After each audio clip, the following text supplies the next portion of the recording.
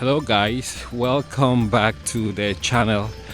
Let me jump in here real quick and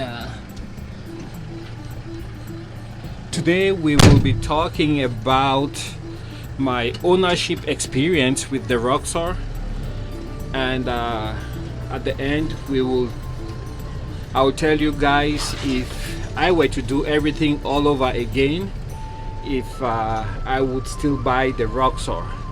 So let's look for somewhere here to park and then we can begin with the video. So this should be adequate. Have some information about the Roxor right there: RPM, engine coolant temperature, intake temperature, charging voltage, and the PSI, intake PSI. You can see that jump to 16, but I think I have a leak. My intake is not very well secured. So quick look here in the cab, and we can jump outside. I'll turn off the engine, that way it's quiet. So yeah, welcome back to the channel guys, and today I just want to make this video to talk about my ownership experience after owning the Roxor for a little bit over 3.5 years. So the Roxor has been available in the United States so far for about 4 years, and they've sold many units, and in between, of course, there was the pandemic, during which time they had to shut down production and then resume just recently. I believe it was late last year that they resumed production.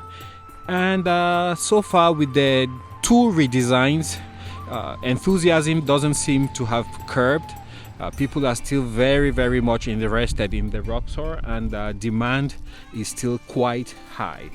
The other thing we notice is that some people get tired of having their Roxor, or they just get bored and then they want to move on to some other thing, and they end up selling their Roxor. If you remember, vehicles that look like this, people tend to own them over many generations, and they do modifications, and then the thing breaks down, and it's just a constant repair nightmare. You keep buying parts, throwing it at the vehicle, and it never seems to be complete. So the Roxor seems to stand away from that. You will notice that most of the Roxors that are used and are on the market would have so many aftermarket parts. It's like the people modify them until they get to the limit of their imagination, and then they get stuck. They pack the Roxor for so many months, then they come back and they're like, we're done, we're selling it, and then they sell it at a very steep discount to move on to the next thing. You know, that's how human nature is. We cannot just sit still. We need to be doing something to feel alive.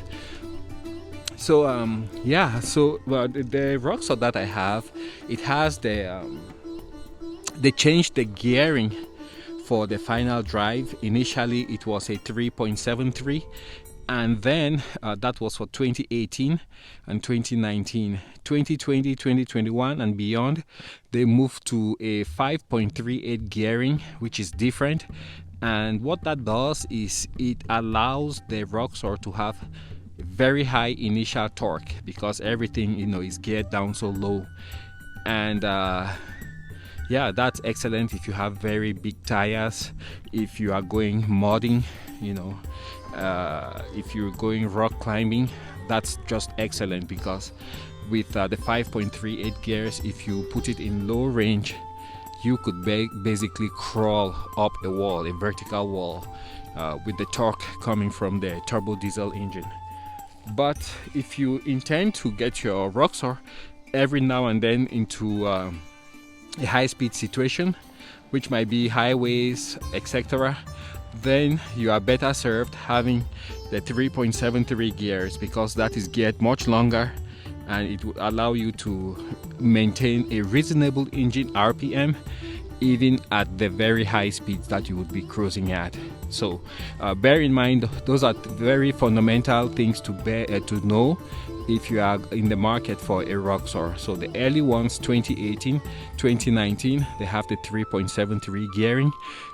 2020, 2021, 2022 and beyond, they have the 5.38 gearing. So if you get on the highway, for example, let's say you're doing, because they're all limited, initially was 45, then they changed to 55 miles per hour for the Roxor as the top speed. So let's assume two identical Roxors traveling at about 55 miles per hour. The one with the 3.73 gearing is gonna be running about maybe 1700 or thereabouts, whereas the one with the 5.38 gearing will be running much higher engine RPMs. So fuel consumption is gonna go way up, the wear and tear on your engine is gonna go way up. So if you plan on taking this even on county roads where you hit 45, 55 routinely, you might want to consider looking into the 3.73, and 5.38 might be good also if you go with much taller tires. Then you don't have to really worry too much about that, because they will tend to cancel out each other. All right, durability. So far the Roxor has been very durable for me. Haven't had any damage, any broken pieces. The one time I broke the caliper, but I believe it's because the Roxor was parked in a situation where the caliper was dipped into water, and then that water froze and became ice, and with the force of the ice it just pushed apart and cracked the caliper. I was able to get one from my dealership, which was okay, so that was a good experience. The excess caliper, because I bought two, I needed just one, I sold it easily, very easily. I believe it was on eBay. So yeah, reliability, I haven't had any reliability issues. For the early Roxors, if you have one of those with very low miles, I would advice, check your fluids, check everything, check the hoses underneath the hood, make sure they're clamped on tight and you don't have any leaks. Those were known to have certain parts that were not attached very securely, and over the years a lot of that has been addressed and taken care of. So if you're buying a Roxor today, it's a very solid and capable machine that you will be getting. So it's been very reliable. I haven't seen anybody needing an engine yet. Transmissions, I don't think I've seen anybody really needing one, but the axles, a few people have been able to break those axles, especially I think the front one. The front here, you have the bump stops for the steering. Let's see if we can find that.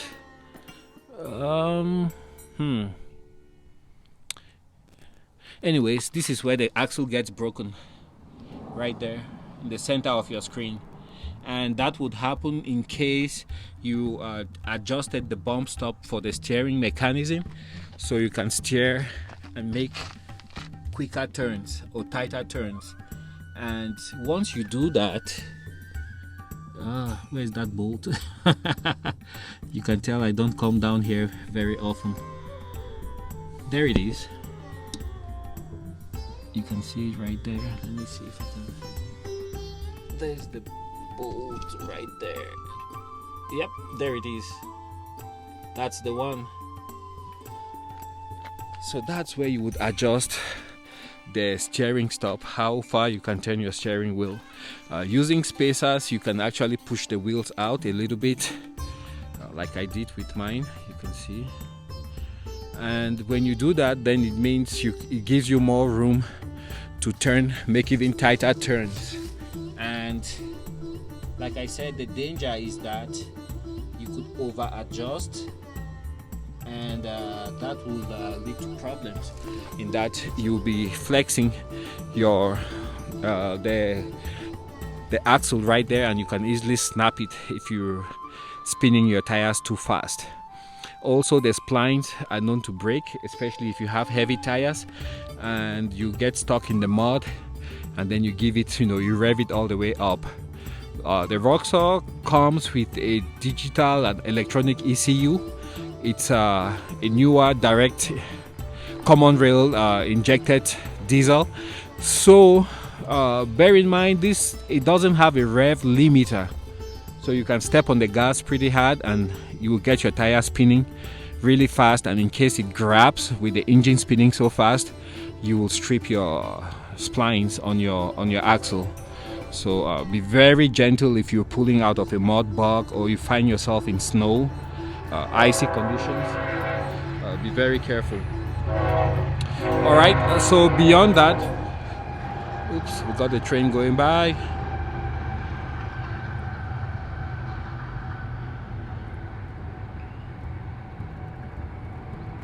Evergreen. Okay, beyond that, yeah, it's been very reliable for me. Next thing I want to talk about is availability of accessories. That's huge. When you buy the base Roxor, it's a one size fits all kind of deal. So people tend to accessorize their Roxor to fit their specific personality, the type of use they hope to extract from the Roxor, and generally, that's where you actually get your happiness, your joy in making the Roxor yours. Same thing would happen to like the guys who buy Harley Davidson motorcycles. You buy the bike, that's just the beginning of a process, and then you have a whole bunch of accessories that you could use to personalize your Harley Davidson. Now for the Roxor, there's a homebrew industry that's just starting up, and I can't give my hats off enough to the guys who make that happen. These guys, they've taken upon themselves, invested their time, their money, their sweat to make products that are specific for the Roxor.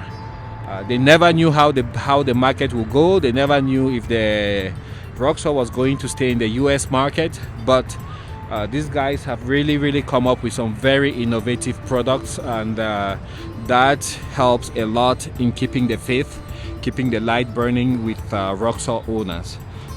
There's availability of tunes, so that is not just limited to the guys who have like the Ram trucks, the Power Strokes, etc. Now the guys with the Roxor can have their Roxor tuned and the power level bumped up. You have aftermarket accessories like bumpers, rock sliders, cabs, improvement in the engine compartment, like the intake. Once you increase the boost, then you can't really utilize that power, because the way the fittings are that go to the intake, they can't withstand above maybe 15-20 psi, maybe less than that. I think the stock turbo is set to about 8 psi. So once you start bumping above 8 psi, those fittings don't tend to hold very well. So all of those have been addressed by various aftermarket vendors. And then so you have the cap options, body panels, all of those have been done by companies, most of them based here in the United States, which is awesome. Also, depending on where you are using your Roxor, it's just a safety feature. You can see here I have the blinkers going on. So you have companies that have also developed aftermarket solutions, which are plug and play. It makes it very easy to do the upgrade. Also, there's a harness that you can put in place, plug and play also, to add a trailer or wiring harness. You can buy that also, which is plug and play. Next thing I want to talk about is the pricing of the Roxor. So some people think that the pricing of the Roxor was a bit aggressive when it first came out. I would want to disagree. The Roxor came out, it was about $16,000, I think. MSRP. I got mine for 18,000 plus, close to $19,000, and I think it was a very fair price. And since then I've been able to add the cab and a few other additions to kind of personalize it and increase the utility. It gets very cold here. Today is actually quite a nice day. Yesterday was okay, but at times it looks beautiful like this, but the wind picks up, and just that wind, it bites, you know. It's very cold. So today is a nice day, but generally in this my area, you can't extract much utility out of a UTV without a cab. So a cab was primordial for me. It was very important. So like I was saying, 2.5 liter turbo diesel engine, manual transmission in a rugged body with 4-wheel drive. You just can't find this on the market. Most UTVs are limited to 1,000 cc's. If you get the diesels with 1,000 cc diesel for UTVs, most of the time they are very sluggish because they were not designed for automotive applications. They were designed for power plants, etc. So that's a different ball game, and the performance you expect that you can extract from those UTVs, you simply cannot compare with the Roxor. Also, most of those are belt driven, whereas here you have an automotive grade clutch, which is very robust. So it's like apples to oranges. There is just nothing like the Roxor on the market. So with that being said, we come now to the crucial question: would I buy a Roxor in 2022? The answer is very simple for me. Yes, I would do it all over again without even thinking twice, without even flinching. The Roxor is such an excellent vehicle. For me, I primarily use mine, just to cruise around town here. Once in a while, go to the next town. It's about 10 miles out. Wash it there, get some gas, groceries, and then I come back home. So in that sense, it's been quite a very useful vehicle for me. Also, I just like the fact that I have a bug out vehicle. It's parked in front of my place. I have my diesel tank. So the autonomy and the range of the Roxor compared to other side-by-sides and even other full-size vehicles is very great. Diesel is a fuel that's plentiful, so it means even if you go off trail, you can haul just a little bit of diesel, but it will take you a very long way. If you also get stuck somewhere and you need power, you can idle your engine. I would say maybe 2, 3 or 4 days before that tank of gas even gets to the halfway mark. These vehicles, they really just sip diesel. Here in the North American market, I've noticed most of the diesels are made to idle a little bit higher. The Roxor idles, I think, in the 800s when it warms up. When you first crank it on, it idles anywhere between 900 to 1,000. Then when it's warmed up, it settles at about 800, 820. Elsewhere, I've noticed most diesels they will be set to idle anywhere from 600 to 750, and 800 will be just a little bit high. So so here you might not get as many miles with the Roxor idling as you would elsewhere where it's much warmer year round. Alrighty, that's what I had to share with you guys today. I hope you did enjoy the video, and I will catch you guys on the next one. Let me know your thoughts. If you were to buy a Roxor today, would it make much sense? Would you be expecting to get as much utility? And with what if you had to choose the Roxor, what year do you think was the best year of the Roxor? Please share your thoughts with us below, and I will catch you guys on the next video. Thanks.